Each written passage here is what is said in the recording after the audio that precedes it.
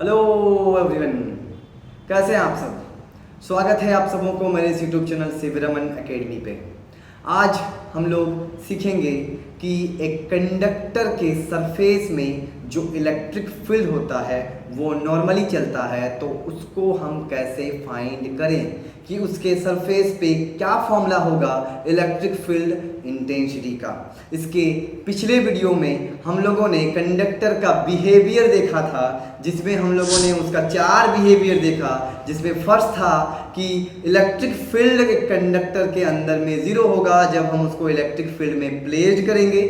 साथ ही में उसका नेट चार्ज जो होगा उसके अंदर में वो भी 0 होगा, और एक जो कंडक्टर है वो इलेक्ट्रिक फील्ड के प्रेजेंस में बिहेव करेगा एज ए इक्विपोटेंशियल सरफेस। तो इलेक्ट्रिक फील्ड उसके सरफेस के हर एक पॉइंट में से कैसे चलेंगे, नॉर्मल चलेंगे। ये सारे चीज़ों के ऊपर डिस्कस करने के बाद आज का हमारा मुद्दा है कि उसके सरफेस पे जो इलेक्ट्रिक फील्ड नॉर्मल चलेगा उसका फॉर्मूला को कैसे फाइंड करें। तो चलिए इसको हम आज बेहतर तरीके से फाइंड करते हैं। तो आइए यहाँ देखिए, मैंने एक फिगर लिया है जिस फिगर में मैंने चार्ज कंडक्टर को कंसीडर किया है। चार्ज कंडक्टर में जो चार्ज रिसाइड करेंगे वो उसके सरफेस में होंगे, ना कि उसके बल्क में। उसके अंदर में तो नेट चार्ज 0 होता है, हम उसके बिहेवियर में देख चुके हैं। तो आप इस फिगर में देखिए, मैंने एक कंडक्टर लिया है जो इरेगुलर शेप का है, कोई खासा शेप नहीं है उसका। उसमें जो चार्ज है वो उसके सरफेस में है, ना कि उसके अंदर में है। अब हमको इस सरफेस में जो इलेक्ट्रिक फील्ड बनेगा वो कितना होगा, उसका फॉर्मूला क्या होगा, वो हमें निकालना है। आइए हम इसको निकालने के लिए गॉस लॉ का हेल्प लेंगे, और साथ ही में इलेक्ट्रिक फ्लक्स का जो फॉर्मूला होता है E डॉट dA उसका भी हेल्प लेंगे। तो दोनों फॉर्मूलाज का हेल्प लेके हम यहाँ पे डिराइव कर लेंगे कि उसके सरफेस में इलेक्ट्रिक फील्ड क्या होगा। तो यहाँ देखिए आप, यहाँ पे हमें चार्ज सरफेस लेने के बाद हम क्या कर लिए कि इस सरफेस पे ये चार्ज है, तो ये इसका सरफेस हम मान लेते हैं कि ये सरफेस है। इस सरफेस पे मेरे को चाहिए कि कितना इलेक्ट्रिक फील्ड इंटेंसिटी है। तो इस सरफेस को देखते हुए मैंने एक गॉसियन सरफेस को कंसीडर किया जो किस शेप का है, सिलेंडर शेप का है। क्योंकि अगर हम गॉस लॉ लगाना चाहते हैं तो मेरे को एक गॉसियन सरफेस लेना पड़ेगा, और गॉसियन सरफेस के अंदर में जो चार्ज होगा उसको वहां पे रखना पड़ेगा। तो सबसे पहले हम यहाँ पे एक गॉसियन सरफेस कंसीडर किए हैं इस सरफेस को देखते हुए। अब यहाँ पे कुछ बातें हम आपको बताएंगे कि इस सिलेंडर, ये जो गॉसियन सरफेस है, अगर आप इसको देखिएगा तो इसका कौन कौन सा सरफेस एरिया आप देख सकते हैं। तो अगर ये मान लीजिए कि कंडक्टर मेरा हाथों को देखिए और उसके अंदर में ये हम गॉसियन सरफेस कंसीडर कर रहे हैं, तो इसका देखिए एक सरफेस तो है इसके ये कर्व्ड सरफेस है, एक ये अपर सरफेस है और एक ये इसका लोअर सरफेस है। तो यहाँ पे सेम हम जब गॉस लॉ अपना अप्लाई करेंगे तो वहां पे हम इलेक्ट्रिक फ्लक्स देखेंगे। कौन कौन सरफेस के लिए, एक कर्व्ड, एक अपर सरफेस और एक लोअर सरफेस के लिए। यहाँ पे मैं आपको बता दूं, ये जो इसका अपर सरफेस है वो इस सरफेस का, जो कंडक्टर का सरफेस है, ये कंडक्टर का सरफेस है। इस कंडक्टर के सरफेस से जो इस गॉसियन सरफेस का अपर सरफेस है ये बहुत नजदीक है, इतना नजदीक है, इतना नजदीक है कि हम उन दोनों के बीच का जो डिस्टेंस है उसको नेग्लिजिबल मान सकते हैं। और अगर वो नेग्लिजिबल होगा तो यहाँ पे जो फ्लक्स बनेगा वो यहाँ पे बनेगा। क्योंकि ये फिगर अच्छा बने, ये फिगर अच्छा बने पढ़ करके हम थोड़ा इसको ऊपर दिखाए हैं, जबकि आप थोड़ा कॉमन सेंस लगाइएगा कि ये जो सरफेस है मेरा, ये सरफेस अपर सरफेस इस चार्ज सरफेस का, इस कंडक्टर का जो सरफेस है उसका बहुत ही नजदीक है। तो यहाँ पे जो फ्लक्स बनेगा वो यहाँ पे बनेगा, यहाँ पे जो इलेक्ट्रिक फील्ड आएगा वो यहाँ पे आएगा, क्योंकि इन लोगों के बीच का डिस्टेंस बहुत ही छोटा है।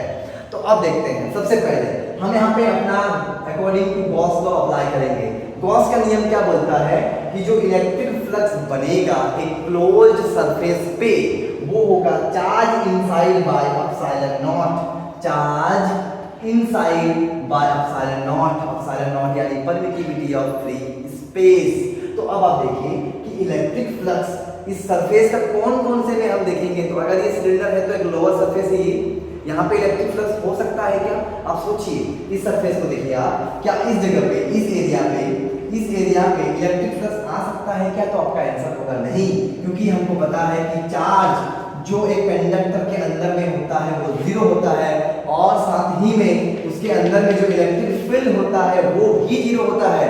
तो अगर इलेक्ट्रिक फील्ड जीरो है तो वहां पे फ्लक्स कैसे बनेगा? इसका मतलब ये है कि अंदर में इस सरफेस पे कोई भी फ्लक्स नहीं है, हमारा इस सरफेस पे कोई भी फ्लक्स नहीं हुआ। तो अब बचता है कि हम इसके कर्व्ड सरफेस को देख लें, जो हम गॉसियन सरफेस माने हैं उसके कर्व्ड सरफेस को देखें। तो अगर हम इसके कर्व्ड सरफेस में देखते हैं तो इस कर्व्ड सरफेस, इस सरफेस एरिया का जो डायरेक्शन होगा वो कैसा होगा?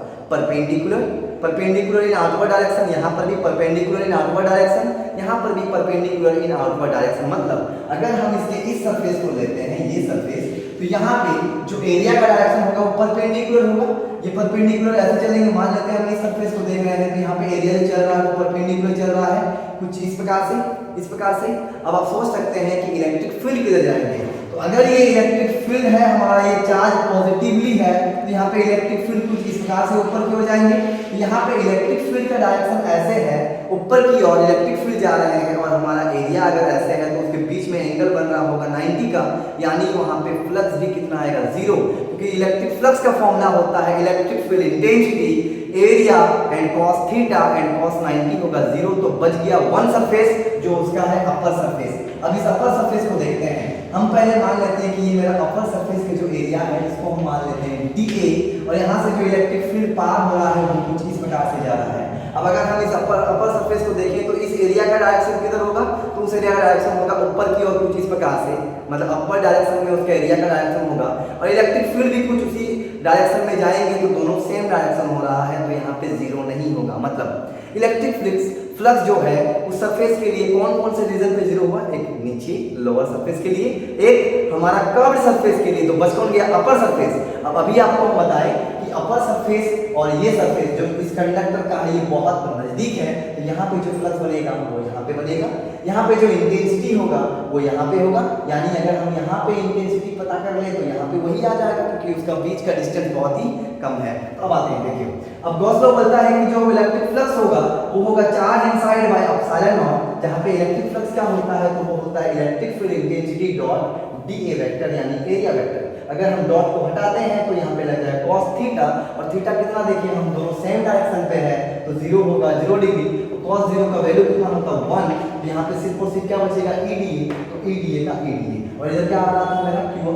Charge inside by epsilon not, charge inside by epsilon not, charge inside by epsilon not. अब आपको पता करना है कि उस सरफेस पे क्या चार्ज है। तो ये हो गया सरफेस, इसके अंदर में ये यहाँ पे चार्ज, यहाँ पे हमको चार्ज पता करना है। सबसे पहले यहाँ का एरिया क्या होगा? यहाँ का एरिया है आपका dA, यहाँ का एरिया हो गया dA, और यहाँ पे चार्ज क्या है? तो मेरे को एरिया पता है, अगर मेरे को चार्ज डेंसिटी पता चल जाए, चार्ज डेंसिटी क्या होता है? सिग्मा।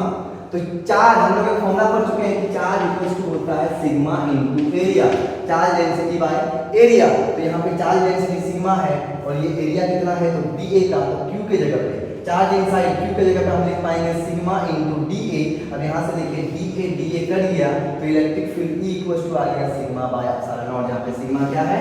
तो चार्ज डेंसिटी, चार्ज डेंसिटी। तो आप इस प्रकार से फाइंड कर सकते हैं कि ये कंडक्टर के सरफेस में जो इलेक्ट्रिक फील्ड होगा वो होगा charge density bye permittivity of free space. तो ये था आज का टॉपिक। कल हम लोग कवर करेंगे डाइलेक्ट्रिक एंड पोलराइजेशन, तो मेरे साथ जुड़े रहें। ठीक है, मिलते हैं नेक्स्ट वीडियो पे।